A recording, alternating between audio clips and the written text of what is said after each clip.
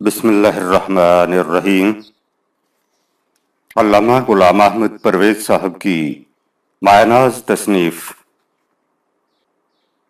انسان نے کیا سوچا، باب دوم، حصہ چہارم، عصر حاضر کے مادیین کی تحقیق۔ گزشتہ صفحات میں جو گفتگو ہوئی ہے ان میں اکثر اس قسم کے الفاظ آپ کی نظروں سے گزرے ہوں گے کہ سائنس نے اب فلاں بات کا انکشاف کیا ہے، تحقیقات جدیدہ نے یہ ثابت کر دیا ہے، ارباب فکر نے اب یوں کہا ہے، جدید نظریات نے اس طرح قدیم نظریات کا ابطال کیا ہے، فلاں تصور کی روح سے یہ معلوم ہوتا ہے، وغیرہ وغیرہ۔ ان بیانات سے ظاہر ہے کہ انسان اپنی تحقیقات، تجارب، مشاہدات، فکر وغیرہ کے ذریعے علم حاصل کرتا ہے۔ یہاں سے یہ اہم سوالات پیدا ہوتے ہیں کہ انسانی علم کے ذرائع کیا ہیں؟ انسانی علم کے ذرائع اور ان ذرائع سے جس قسم کا علم حاصل ہوتا ہے اس کی حقیقت کیا ہوتی ہے؟ علم کی دنیا میں یہ سوالات بڑے اہم اور بنیادی ہیں۔ جب تک کہ ان کے متعلق کچھ صحیح اندازہ نہ ہو جائے ہم مبحث زیر نظر میں آگے نہیں بڑھ سکتے، لہٰذا اب ہمیں ان سوالات کے متعلق مختصر الفاظ میں گفتگو کرنی چاہیے۔ واضح رہے کہ یہ موضوع طبیعیات اور حیاتیات سے زیادہ فلسفہ اور منطق سے متعلق ہیں، لیکن چونکہ ہمارے دور میں فلسفہ اور طبیعیات کچھ اس طرح باہمدگر ممزوج ہو چکے ہیں کہ انسانی فکر میں یہ تانے بانے کا کام دے رہے ہیں، اس لیے ہم نے مناسب سمجھا ہے کہ ان سوالات کو اسی مقام پر سمجھ لیا جائے۔ میز سخت ہے، شربت میٹھا ہے، چنبیلی اچھی خوشبودار ہے، لالا کا رنگ سرخ ہے، بلبل کا چہچہانا خوش آئند ہے۔ آپ کے پاس ان نتائج پر پہنچنے کا ذریعہ کیا ہے؟ ظاہر ہے آپ نے میز کو ہاتھ سے چھوا، شربت کو زبان سے چکھا، چنبیلی کے پھول کو چھونگا، لالا کو دیکھا، بلبل کا چہچہانا سنا، لہٰذا ان چیزوں کے متعلق آپ کا ذریعہ علم آپ کے حواس ہیں۔ حواس کے ذریعہ جو معلومات حاصل ہوں وہ مدرکات یا پرسیپشن کہلاتی ہیں، لہٰذا خارجی دنیا کے متعلق آپ کا ذریعہ علم مدرکاتی معلومات کے متعلق آپ کو کسی قسم کا شک و شبہ نہیں ہوتا، اس لیے کہ آپ انہیں براہ راست حاصل کرتے ہیں، یہ آپ کا روزمرہ کا معمول ہے۔ لیکن کچھ وقت کے لیے ذرا اس معمول پر گہری نگاہ ڈالیے اور پھر دیکھیے کہ آپ کی ان یقینی معلومات کی حقیقت کیا رہ جاتی ہے۔ حواس ذریعہ علم۔ شربت میٹھا ہے، لیکن یہی شربت اس وقت پیجیے جب صفراوی بخار سے آپ کے منہ کا مزہ کڑوا ہو رہا ہو، یہ شربت حنظل جیسا تلخ ہو جائے گا۔ چنبیلی خوشبودار ہے، لیکن اسی چنبیلی کو زکام کی حالت میں سونگھیے، بالکل کاغذ کے پھول بن جائیں گے۔ پانی گرم ہے، اپنا ہاتھ برف میں پھر پانی میں ڈالی، پانی گرم ہوگا، لیکن یہی ہاتھ آگ سے تاپ کر اسی پانی میں ڈالیے، وہی پانی ٹھنڈا ہو جائے گا۔ لہذا پانی نہ گرم ہے نہ ٹھنڈا، یہ آپ کا احساس ہے جو اسے گرم یا ٹھنڈا بتا رہا ہے۔ اور آگے بڑھیے، آپ آگ کے سامنے کھڑے ہیں اور آگ کی تمازت محسوس کر رہے ہیں۔ آپ کہتے ہیں کہ حرارت آگ سے نکل رہی ہے، کچھ دیر کھڑے رہیے تاکہ آپ کے ہاتھ میں جلن پیدا ہو جائے، جلن سے درد پیدا ہو جائے گا۔ سوال یہ ہے کہ کیا یہ درد بھی آگ ہی میں تھا؟ اور اگر یہ درد آگ میں نہیں تھا، آپ کے احساس سے پیدا ہو گیا ہے، تو اس کا کیا ثبوت ہے کہ حرارت آگ میں تھی، آپ کے احساس کی پیدا کردہ نہیں تھی؟ آپ کے ہاتھ کی ہتھیلی پر پیسہ رکھا ہے، آپ کہتے ہیں کہ پیسہ گول ہے، اسی پیسہ کو میز پر رکھ کر ایک طرف سے دیکھیے، پیسہ بیضوی دکھائی دے گا۔ فرمائیے کہ پیسہ گول ہوتا ہے یا بیضوی؟ ان مثالوں سے آپ نے دیکھا ہوگا کہ خارجی دنیا کی اشیاء وہی کچھ بن جاتی ہیں جو کچھ انہیں ہمارا دل بنا کر دکھائے۔ جب دل اپنے خیالات میں جذب ہو تو نہ میز سخت محسوس ہوتی ہے، نہ لالا سرخ دکھائی دیتا ہے، نہ بلبل کی آواز سنائی دیتی ہے، نہ چنبیلی کی خوشبو کچھ اپنا عطا پتہ دیتی ہے۔ ان تجربوں کی روشنی میں مفکرین کا ایک گروہ اس نتیجہ پر پہنچ گیا کہ خارجی دنیا کے متعلق ہمیں جو کچھ معلومات حواس کے ذریعے حاصل ہوتی ہیں ان کا دارمدار تمام و کمال ہمارے نفس مائنڈ پر ہے۔ یہ دل کی دنیا ہے، دل کی دنیا جس سے باہر کی کائنات زندہ اور متحرک ہے۔ دل کی دنیا بدل جانے سے باہر کی دنیا خود بخود بدل جاتی ہے، لہذا وجود صرف ہمارے دل کا ہے، خارجی اشیاء اپنی ذات میں موجود نہیں۔ خارجی دنیا کے متعلق ہمارا علم در حقیقت اپنی ہی کیفیات کا علم ہوتا ہے، جنہیں تصورات آئیڈیاز کہتے ہیں۔ مفکرین کے اس گروہ کو سبجیکٹو آئیڈیالسٹس کہتے ہیں۔ لاک، برکلے اور ہیوم اسی مکتب فکر کے امام ہیں۔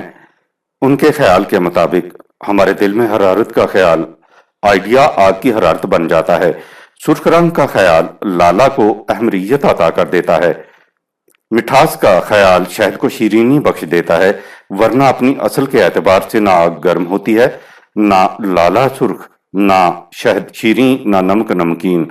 پروفیسر وائٹ ہیڈ کے الفاظ میں، اس طرح ہم خارجی دنیا کی اشیاء میں جو خصوصیات دیکھتے ہیں وہ در حقیقت ان اشیاء کی خصوصیت نہیں ہوتی، وہ تو خالصتاً ہمارے دل کی پیداوار ہوتی ہیں۔ فطرت مفت میں ان خصائص کے لیے مستحق تبریک و تحسین قرار پاتی ہے، حالانکہ اس ستائش و تہنیت کا سزاوار خود ہمارا دل ہے۔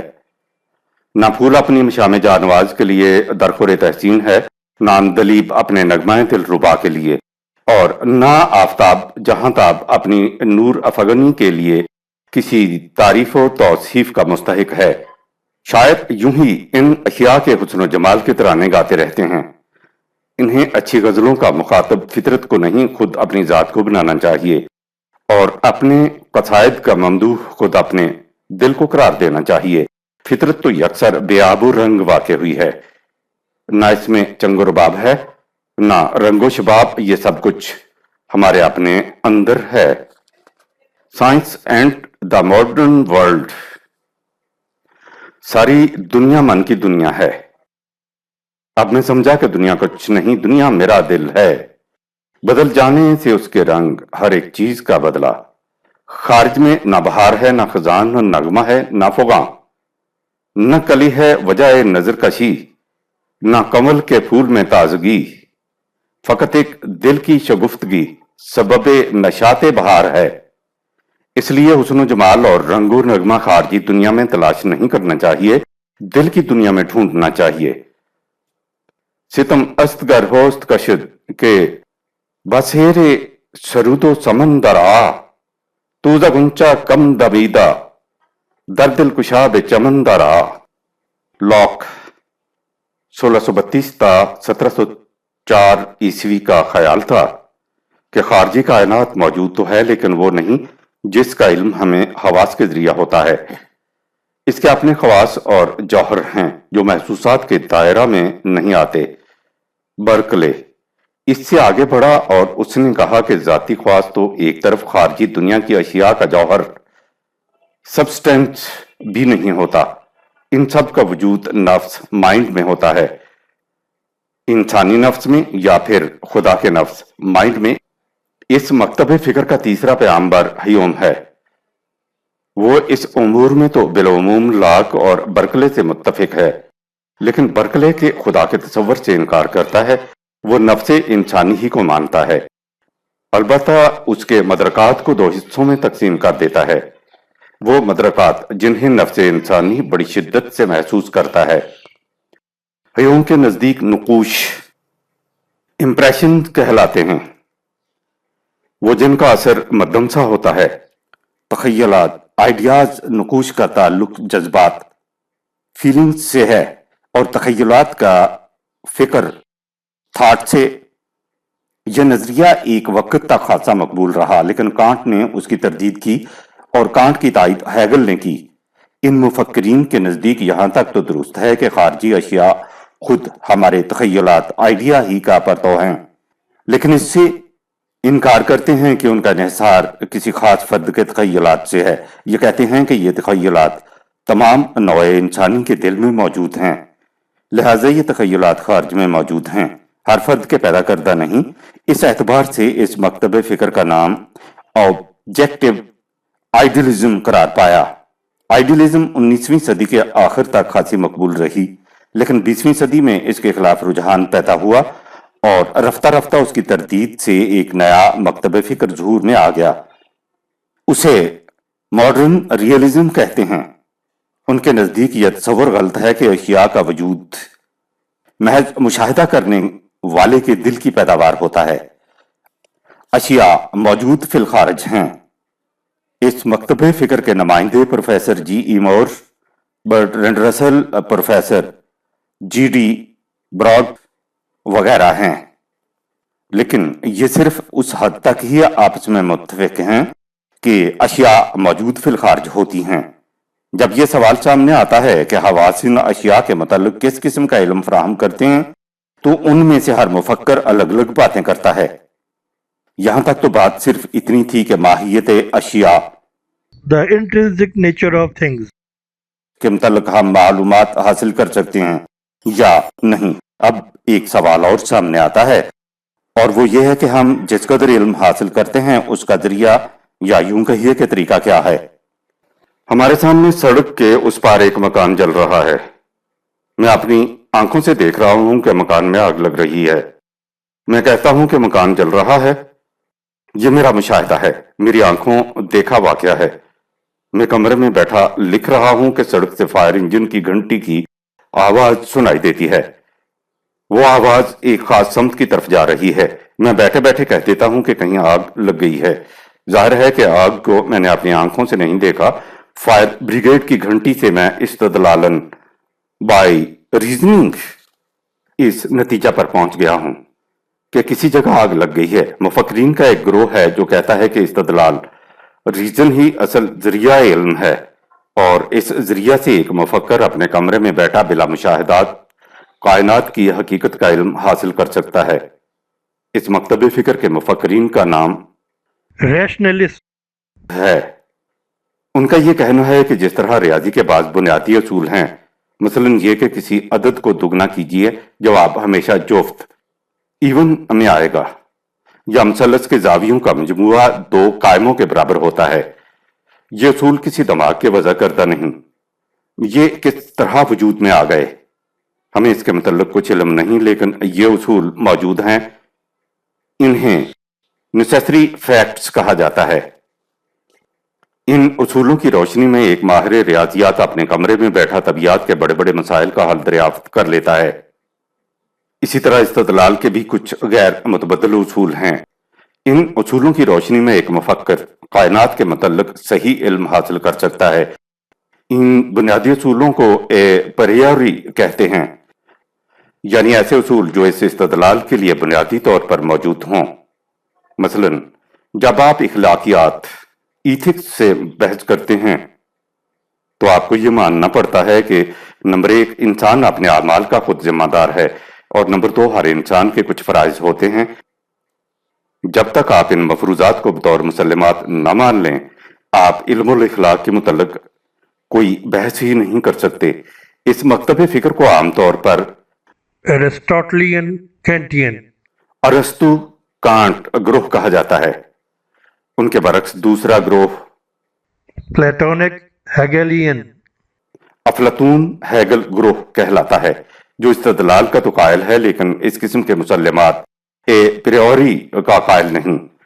اس کے نزدیک ہر مسلمہ اضافی ریلیٹیو حیثیت رکھتا ہے، مطلق ایبسولوٹ نہیں ہو سکتا۔ ان کے مقابلے میں دوسرا گروہ ہے جو کہتا ہے کہ یہ کہنا کہ مکان کو آگ لگ گئی ہے اسی صورت میں ممکن ہے جب کسی نے اس کا مشاہدہ کیا ہو، یعنی ان کے نزدیک مشاہدہ آبزرویشن ہی واحد ذریعہ علم ہے۔ اس مکتب فکر کا نام Empiricists. ہے۔ وہ کہتے ہیں کہ مشاہدات کے ذریعہ ہم ایسے اصول مرتب کر سکتے ہیں جن کی روشنی میں ہم صحیح نتیجہ تک پہنچ سکیں، لیکن یہ اصول مشاہدہ کے بعد مرتب ہو سکتے ہیں۔ میں نے جب فائر بریگیڈ کی گھنٹی کو سن کر کہہ دیا تھا کہ کہیں آگ لگ گئی ہے، تو یہ اس لیے کہ متواتر تجربہ یا مشاہدہ کے بعد یہ طے پایا تھا کہ فائر بریگیڈ اسی وقت کہیں جاتا ہے جب وہاں آگ لگ گئی ہو اور فائر بریگیڈ والے فلاں انداز کی گھنٹی بجاتے ہیں. وہ کہتے ہیں کہ ان امور کے مشاہدہ یا تجربہ کے بغیر اس نتیجہ تک پہنچنا ناممکن تھا کہ کہیں آگ لگ گئی ہے. یہاں تک آپ نے دیکھ لیا ہوگا کہ ریشنلزم کی روح سے بعض بنیادی اصولوں کو بطور مسلمات یا معتقدات ایز بلیف ماننا پڑتا ہے، لیکن اہل تجارب و مشاہدات ان معتقدات کے قائل نہیں. ان کے نزدیک علم کی بنیاد یکسر مشاہدات و تجارب ہیں. ان دونوں گروہوں میں بڑی شدید بحث چلی آتی ہے. Rationalists کہتے ہیں کہ یہ ٹھیک ہے کہ تجربہ اور مشاہدہ سے علم حاصل ہوتا ہے، لیکن یہ علم صرف ان بنیادی مسلمات کی تائید کرتا ہے جن کی بنا پر یہ تجربہ عمل میں آتے ہیں. اس گروہ کا ابو الآبا ارسطو Aristotle ہے. وہ کہتا ہے کہ سائنس کا طریق استدلال بذریعہ مثال اور تجربہ یعنی ڈیمونسٹریٹو ہے. سائنس حوادثات کا مشاہدہ کرتی ہے، پیش نظر معلومات انفارمیشن سے استخراج نتائج کرتی ہے، اور اس طرح ان نتائج سے اپنے دعوے کا ثبوت بہم پہنچاتی ہے. لیکن دو چیزیں ایسی ہیں کہ سائنس ان کا ثبوت اس طرح بہم نہیں پہنچا سکتی. اول وہ اپنے بنیادی مسلمات postulates کو اس طرح ثابت نہیں کر سکتی، اسے انہیں مسلمات تسلیم کرنا پڑتا ہے. طبیعت کو یہ تسلیم کرنا پڑتا ہے کہ ایک ایسی کائنات موجود ہے جو زمان و مکان کے اندر گھری ہوئی ہے. دوسرے یہ کہ سائنس ان اصولوں کو ثابت نہیں کر سکتی جن کی روح سے وہ اپنے ڈیٹا سے نتائج کو مستنبط کرتی ہے. یہ صرف منطق لاجک کے ذریعہ ہو سکتا ہے، اور منطق کے اصول تجارب و مشاہدات کے ذریعہ ثابت نہیں کیے جا سکتے. مثلا استقرائی اصول، جب پانی کی حرارت 100 سینٹی گریڈ تک پہنچ جاتی ہے تو وہ بھاپ بننے لگتا ہے. ہم نے اس تجربہ کو بار بار دہرایا ہے اور ہر بار اس نتیجہ پر پہنچے ہیں. منطق میں اس طریقے عمل کا نام انڈکٹیو پرنسپل استقرائی اصول ہے. ہمارا یہ نتیجہ ہمارے تجربہ کا پیدا کردہ نہیں، یہ چیز پانی کے اندر از خود موجود تھی. ہم نے تجربہ سے اس کو بے نقاب ڈسکور کیا ہے. اس اصول کے لیے کہ پانی 100 درجہ حرارت پر پہنچ کر بھاپ بن جاتا ہے، ہمیں یہ چیز بطور مسلمہ ماننی ہوگی کہ پانی میں یہ خاصیت ہے کہ وہ 100 درجہ حرارت پر پہنچ کر بھاپ بن جاتا ہے. زید عمر سے بڑا ہے اور عمر بکر سے بڑا ہے، اس لیے زید بکر سے بڑا ہے. یہ طریقے استدلال استخراج deductive کہلاتا ہے. اس طریق سے ہم نتیجہ مستخرجہ تک اس صورت میں پہنچ سکتے ہیں کہ ہم تسلیم کر لیں کہ نمبر 1 زید عمر سے بڑا ہے اور بے عمر بکر سے بڑا ہے. ان چیزوں کو ہم نے ثابت نہیں کیا بلکہ بطور اصول موضوع پوزیشولیٹ مان لیا ہے. اس کے بعد ہم نتیجہ مستخرجہ تک پہنچ سکتے ہیں. ارسطو کہتا ہے کہ ڈیٹا سے نتائج اخذ کرنے کے بعد یہ اصول ہمیں بطور مسلمات ماننے ہوں گے. اسی کو پریوری کہا جاتا ہے. یہ اصول کسی تجربہ یا مشاہدہ کی روح سے وضع نہیں کیے گئے بلکہ یہ از خود موجود تھے. تجربہ کے بعد یہ اصول سیلف ایویڈنٹ ہو گئے. اگرچہ ارسطو نے مسلمات کے از خود ہونے کو منطق کے ذریعہ ثابت کرنے کی کوشش کی ہے، لیکن اس باب میں علماء ریاضیات جس انداز سے بحث کرتے ہیں وہ زیادہ مدلل اور مسقط ہے. وہ کہتے ہیں کہ ریاضی کے مسلمات ایسے ہیں جو نہ تجربات و مشاہدات کی تخلیق ہیں نہ ہی کوئی دلیل ان کی تردید کر سکتی ہے. وہ کہتے ہیں کہ مثلا کسی عدد کا دگنا ہمیشہ جفت ہوگا. یہ اصول کسی تجربے نے پیدا نہیں کیا، یہ از خود موجود ہے. معلوم نہیں انسانی نفس نے ان اصولوں کو کیسے پا لیا. ان تک پہنچنے کا استدلالی طریق تو ہے نہیں، اس لیے یہی ماننا پڑتا ہے کہ نفس انسانی نے کسی طرح انہیں غیر استدلالی طور پر از خود پا لیا. لیکن اس کے بعد ہم دیکھتے ہیں کہ یہ مسلمات اس قدر غیر متبدل اور یقینی ہیں کہ ہم انہیں کائنات کے لا انتہا مسائل کے لیے استعمال کیے جاتے ہیں، اور کائنات کی ہر شے ان مسلمات کے مطابق ٹھیک اترتی جاتی ہے. اس سے وہ اس نتیجہ پر پہنچتے ہیں کہ ان مسلمات اور خارجی کائنات کا سرچشمہ ایک ہی ہے. اور چونکہ ان مسلمات کو نفس انسانی نے صحیح مان کر اپنا رکھا ہے، اس لیے ان مسلمات نفس انسانی اور کائنات کا سرچشمہ ایک ہی ہے۔ چنانچہ سر جیمز جینز نے کہتا ہے کہ ریاضی کے ان محیر العقول اصولوں کی روشنی میں انسان لامحالہ اس نتیجہ پر پہنچتا ہے کہ کائنات کسی عظیم الشان ماہر ریاضیات کی تخلیق ہے۔ حاصل مبحث: یہ حصہ کچھ زیادہ خشک اور فنی سا معلوم ہوگا، لیکن اس کے مستخرجہ نتائج ہمارے مقصد پیش نظر کے لیے بڑی اہمیت رکھتے ہیں۔ حاصل بحث یہ ہے کہ الف، ایک گروہ کا خیال یہ ہے کہ یہ اشیاء خارج میں موجود ہیں اور ہر شے میں اس کی اپنی خاصیت ہے۔ ب، لیکن دوسرے گروہ کا خیال ہے کہ خارج میں نہ کوئی شے موجود ہے اور نہ ہی ان اشیاء کے اپنے خواص ہیں۔ ان اشیاء کا وجود بھی ہمارے دل کا پیدا کردہ ہے اور ان کو یہ خواص بھی اسی سے عطا ہوتے ہیں۔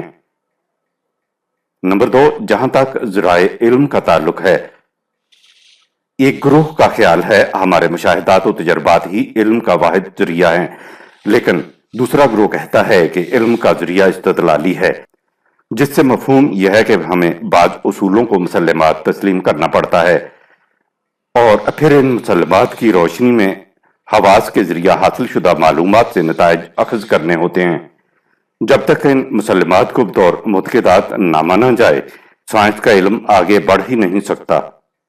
اس گروہ میں ایک گروہ ان مسلمات کو منطق کی روح سے ثابت کرتا ہے، لیکن دوسرا گروہ کہتا ہے کہ یہ مسلمات ریاضی کی دنیا سے متعلق ہیں، جنہیں انسانی نفس نے بغیر دلیل صحیح تسلیم کر رکھا ہے، اور چونکہ تمام کائنات ان اصولوں پر پوری اترتی چلی جا رہی ہے، اس سے ثابت ہوتا ہے کہ نفس انسانی اور کائنات کا سرچشمہ ایک ہی ہے۔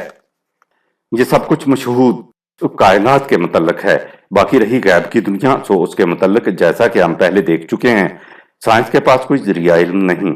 ہماری بحث کا ملخص یہ ہوا کہ غیب کی دنیا کے متعلق سائنس کے پاس کوئی ذریعہ معلومات نہیں، اور مشہود دنیا کے متعلق بھی جب تک ایسے مسلمات بطور اصول تسلیم نہ کیے جائیں جو تجربہ اور مشاہدہ کی پیداوار نہیں ہیں، یقینی معلومات حاصل ہی نہیں کی جا سکتی۔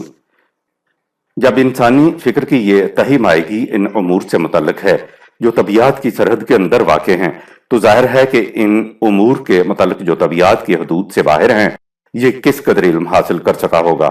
طبیعت کی حدود سے ماورا شعبہ علم کو مابعد طبیعت، میٹا فزکس کہتے ہیں۔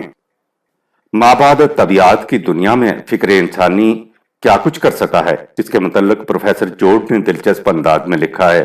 وہ کہتا ہے کہ اندازہ ہے کہ روئے زمین پر زندگی کے آثار قریب 1 ارب 20 کروڑ سال پیشتر نمودار ہوئے۔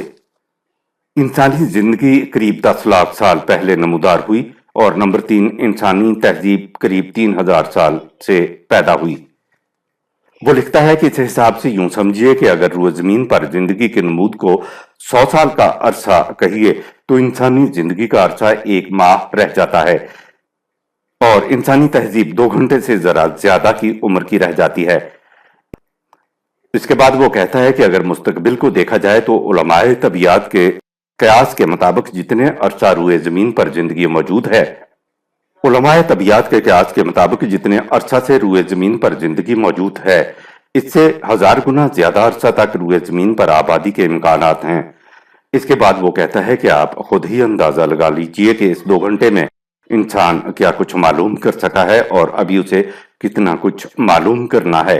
ان تصریحات کی روشنی میں ارباب فکر کے نزدیک مابعد طبیعت کے متعلق انسانی علم کی اس وقت تک کی تہی دامنی کا یہ عالم ہے، تو مابعد طبیعت کے متعلق اس کے علم کی حقیقت کیا ہو سکتی ہے۔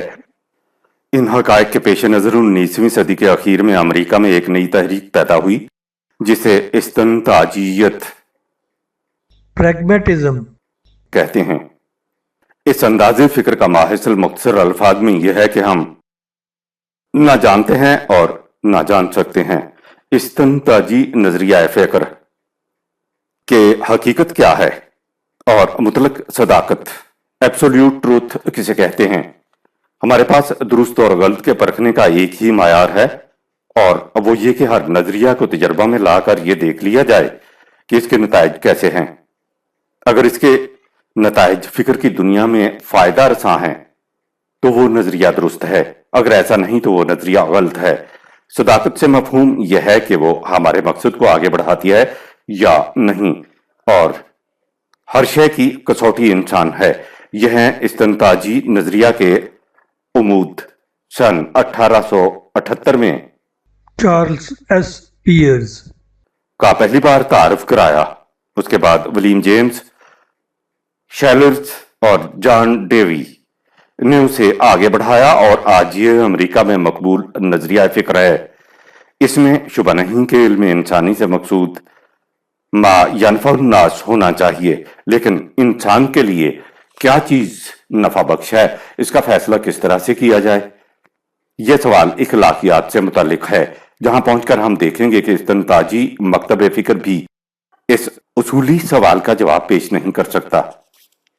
یہ ہے رموز کائنات اور غوامض حیات دریافت کرنے کے سلسلے میں انسانی فکر کی اس وقت تک کی جدوجہد، اور یہ ہیں اس جدوجہد کے نتائج۔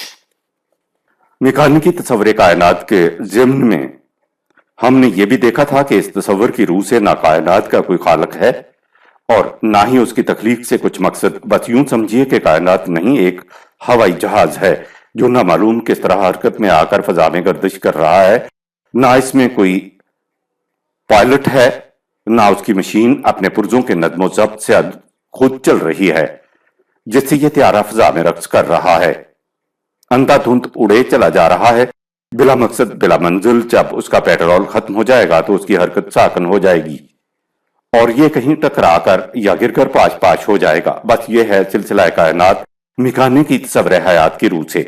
ہم دیکھ چکے ہیں کہ بعد کی تحقیقات نے میکانیکی تصور حیات میں بنیادی تبدیلیاں پیدا کر دی ہیں، لیکن ابھی یہ دیکھنا باقی ہے کہ جہاں تک کائنات کے مقصد کا تعلق ہے، اس باب میں تحقیقات جدیدہ کا رخ کس طرف ہے۔ اس میں شبہ نہیں کہ جیسا کہ اوپر بیان کیا جا چکا ہے، حقیقت کائنات کے متعلق انسانی علم ابھی اپنے عہد طفولیت سے بھی آگے نہیں بڑھا، لیکن بائیں ہمہ دیکھنا یہ ہے کہ انسان نے جس قدر علم حاصل کیا ہے اس کی روح سے ہی کیا یہ ابھی تک اسی خیال پر قائم ہے کہ کائنات فضا میں ایک اندھے طیارے کی طرح گردش کر رہی ہے، یا اس تصور میں بھی کوئی تبدیلی پیدا ہوئی ہے؟ کائنات کا مقصد۔ میکانیکی تصور حیات کی بنیادی غلطی یہ تھی کہ اس کی روح سے کائنات کو ایک ناقابل تقسیم وحدت، ون سنگل ہول کے بجائے مختلف عناصر کا ڈھیر سمجھا جاتا تھا۔ ظاہر ہے کہ اس تصور کی روح سے پوری کائنات میں کسی مقصد کی تلاش ہی عبث تھی، لیکن تحقیقات جدیدہ یہ بتا رہی ہیں کہ کائنات مختلف عناصر و اجسام کا ڈھیر نہیں بلکہ ایک وحدت عظیم ہے۔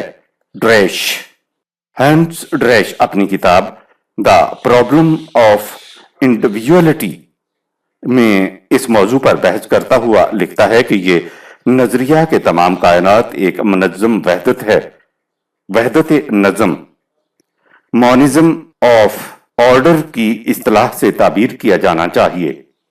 اس کے بعد وہ لکھتا ہے کہ وحدت نظم کا یہ تصور نظم کائنات کے متعلق دیگر تمام تصورات کو منسوخ کر دیتا ہے۔ اس کی روح سے کائنات میں الگ الگ نظام کہیں باقی نہیں رہتے بلکہ تمام کی تمام کائنات وحدت نظم کا مظہر بن جاتی ہے۔ اس وحدت نظم کے پیش نظر قوانین فطرت کے تصور میں بھی تبدیلی کرنی پڑے گی، کیونکہ اس صورت میں فطرت میں متعدد قوانین نہیں بلکہ صرف ایک قانون کار فرما نظر آئے گا، اور یہی وہ واحد قانون ہوگا جس کی روشنی میں ہم کائنات کے متعلق وہ سب کچھ جان لیں گے جس کا جان لینا انسان کے لیے ممکن ہے۔ سیمپسن اس باب میں لکھتا ہے، نظریہ ارتقاء سے ہمیں سب سے پہلا اور عظیم الشان سبق یہ ملا کہ حیات ایک ہے، یعنی وحدت حیات کا سبق۔ یہ عقیدہ عیسائیت اور دیگر مذاہب میں بھی پایا جاتا ہے کہ تمام انسان آپس میں بھائی بھائی ہیں، لیکن ارتقاء کا نظریہ ہمیں اس سے بھی آگے لے گیا۔ اس نے بتایا کہ نہ صرف تمام انسان آپس میں بھائی بھائی ہیں بلکہ تمام اشیاء کائنات میں یہی رشتہ اخوت کار فرما ہے، اس طرح کہ ان سب کا اولین سرچشمہ بھی ایک ہے، اور یہ سب ایک ہی طریقہ سے مختلف گوشوں میں نشو و نما پا کر اپنی موجودہ حالت تک پہنچی ہیں۔ انسان کائنات ہی کا ایک جزو ہے، اس لیے اس کا رشتہ تمام زندگی، لائف اینڈ ہیبٹ سے ہے۔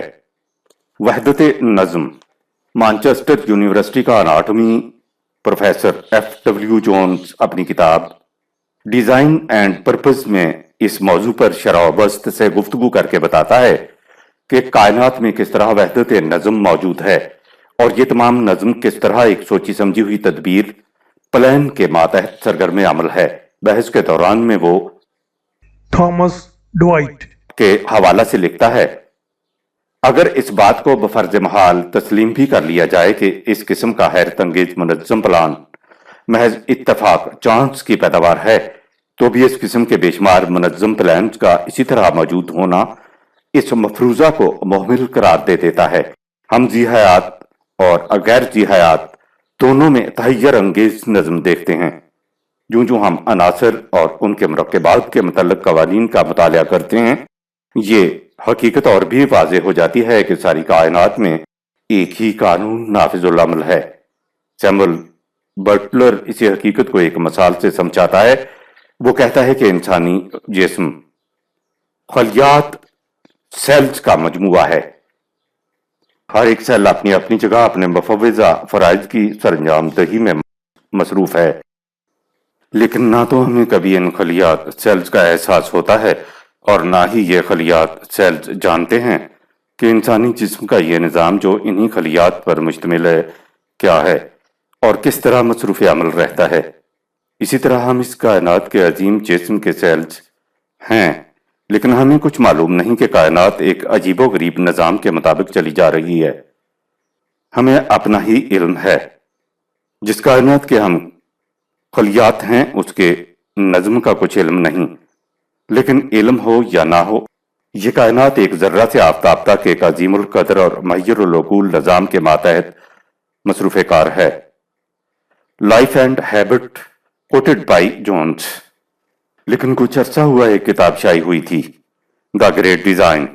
اس کے ایڈیٹر نے دنیا بھر کے آئمہ فکر و نظر کو دعوت دی تھی کہ وہ اپنے شعبہ علم کی تحقیقات کو سامنے رکھ کر غیر جانبدارانہ طور پر یہ بتائیں کہ ان کے نزدیک اس کائنات میں کوئی نظم و ربط ہے یا یہ سلسلہ یوں ہی اندھا دھند چلے جا رہا ہے۔ چنانچہ اس کی دعوت پر مختلف علوم و فنون کے ماہرین نے الگ الگ مقالے لکھے ہیں جو اس کتاب میں جمع کر دیے گئے۔ نباتات، حیوانات، انسانیت، طبیعت، حیاتیات، نفسیات، فلکیات، تمام شعبوں کے ماہرین کے مقالات۔ ان میں سے ہر مقالہ میں یہ بتایا گیا کہ سائنس کی تحقیقات اس حقیقت کو دن بدن بے نقاب کیے جا رہی ہے کہ یہ تمام سلسلہ کائنات عجیب و غریب نظم و ضبط کے ماتحت جاری و ساری ہے، اور جیسا کہ کتاب کے نام سے ظاہر ہے، یہ سب کچھ حیرت انگیز ڈیزائن کے مطابق ہو رہا ہے، جس میں کہیں کوئی شکم نہیں، کوئی جھول نہیں، کوئی دراڑ نہیں، کوئی سلوٹ نہیں۔ مقصد ما ترى فی خلق الرحمن من تفاوت۔ اس ڈیزائن اور پلان کا تقاضا ہے کہ کائنات کے سامنے کوئی مقصد بھی ہو، اس لیے کہ جب تک کسی چیز کا کوئی مقصد نہ ہو، اس میں ڈیزائن اور پلان کا تصور بے معنی ہو جاتا ہے۔ ڈیزائن اور پلان ہمیشہ کسی مقصد کے حصول کے لیے عمل میں آتا ہے، اسی لیے اب آئمہ فکر کائنات کو ذی مقصد پرپز فل تسلیم کر رہے ہیں۔ ان کے نزدیک یہ تکوینی سلسلہ یوں ہی ہنگامی طور پر وجود میں نہیں آ گیا، بلکہ ایک مقصد کے ماتحت عمل میں لایا گیا ہے۔ لیزل پاؤل اپنی کتاب the meaning of human existence میں نظریہ ارتقاء پر بحث کرتا ہوا لکھتا ہے کہ ارتقاء ممکن اسی صورت میں ہو سکتا ہے جب یہ تسلیم کیا جائے کہ ہر نامی آرگینک شے زندہ ہے اور آگے بڑھنے کے لیے جدوجہد اسٹرگل کر رہی ہے۔ اسی خصوصیت کی روح سے ان اشیاء کو ڈائنامک کہا جاتا ہے، لیکن ڈائنامک ہونے سے یہ بھی لازم آ جاتا ہے کہ ان کی توانائی انہیں ایک خاص سمت ڈائریکشن کی طرف لے جا رہی ہو، اس لیے کہ اگر ان کی حرکت و عمل کے لیے کوئی سمت متعین نہیں ہوگی تو ضروری نہیں کہ اس حرکت کا نتیجہ ارتقاء ہی ہو۔ عدم سمت کی صورت میں ہو سکتا ہے کہ یہ سب توانائی انرجی یوں ہی دوری گردش میں ضائع ہو جائے۔ اس کے بعد پال لکھتا ہے، یہ بات تو بڑی غیر معقول سی نظر آتی ہے کہ ایک طرف تو یہ تسلیم کر لیا جائے کہ زندگی ڈائنامک ہے، وہ ایک خاص سمت میں حرکت کر رہی ہے تاکہ وہ باقی رہے اور آگے بڑھے، اور اس کے بعد ہی یہ کہا جائے کہ زندگی کے پیش نظر مقصد کوئی نہیں، अगर मकसद नहीं तो फिर जिद्दोजहद struggle, का तस्वर ही बाकी नहीं रहता।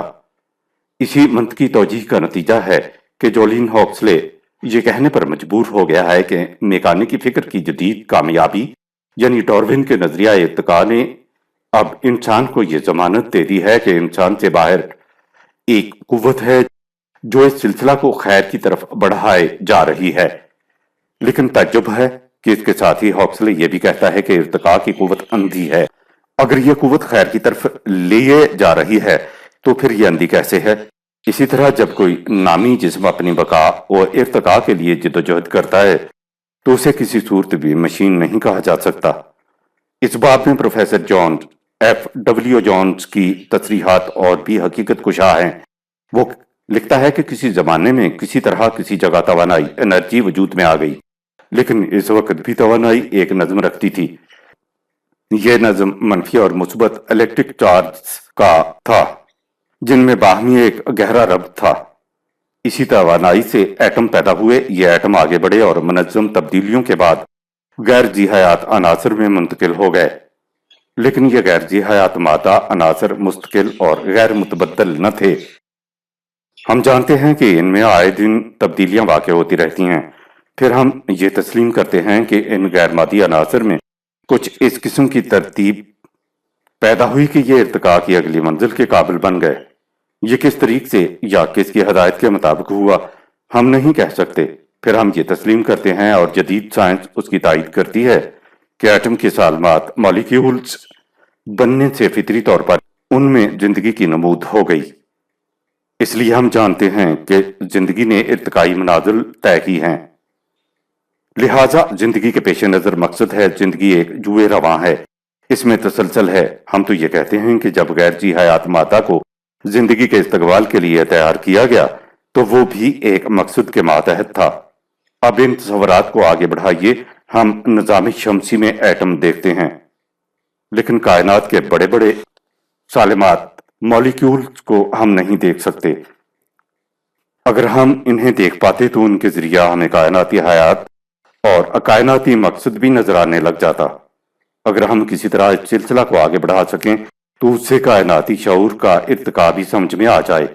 मुमकिन है कोई इंसान इस कायनाती शऊर या नफ्स कायनात कॉस्मिक माइंड का अंदाजा कर सके, लेकिन अगर वो इसका अंदाजा कर सके तो उसकी समझ में आ जाएगा कि इस रूहे कायनात से तवानाई ने अपना वजूद, मकसद और बका पाई है।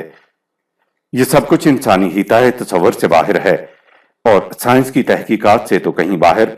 इस तसलसल को जारी रखिए तो फिर इस तसव्वुर करने की भी जुर्रत कीजिए कि किस तरह तवानाई की इब्तदा से जिसका तसव्वुर भी मुमकिन नहीं, उसकी इंतहा तक जिसका फिर तसव्वुर भी नामुमकिन है, कायनात का सिलसिला एक मुतय्यन राह पर चला जा रहा है। यह तसव्वुर के कायनात एक मकसद के मातहत वजूद में लाई गई है और अब ये इस मकसद के हुसूल के लिए जानबे मंजिल रवां दवां चली जा रही है।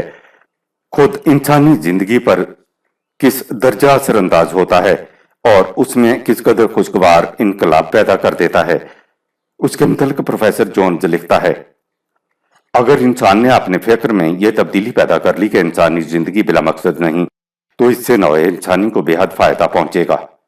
इंसानी जिंदगी को बामकसद तस्लीम करने से यह भी तस्लीम किया जाएगा कि तमाम जी हयात अशिया और गैर जी हयात अशिया गर्जे के पूरी की पूरी कायनात बामकसद है।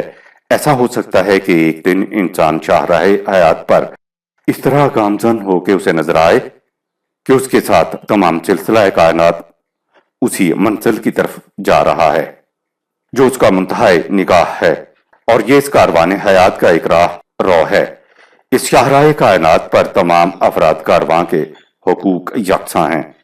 इस शाहराह के मुंतहा का हमें इल्म नहीं, लेकिन इससे हम इस हकीकत का एहसास तो कर सकते हैं कि ये चीज कायनात